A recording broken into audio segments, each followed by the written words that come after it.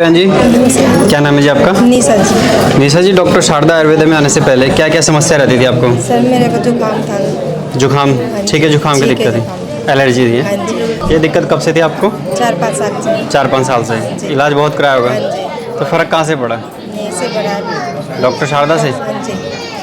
तो यहाँ से इलाज कितना टाइम लिया आपने? ये 3-4 महीने हो गए। 3-4 महीने? हाँ जी। तो 3-4 महीने में कितना फ़र्क महसूस करते हो? आराम है सर अब तो। पूरा ठीक हो? हाँ जी। अब तो नहीं आती जुकाम, छींके, सर दर्द वगैरह? नहीं। बिल्कुल ठीक हो? हाँ जी। तो जो लोग आपकी वीडियो देख रहे हैं उनको क्या मैसेज दोगे? अच्छे डॉक्टर यहाँ से अच्छी दवाई मिलती है। आराम है सर अब मेरे को अच्छे से। आराम है पूरा? हाँ जी। बहुत बहुत धन्यवाद आपका।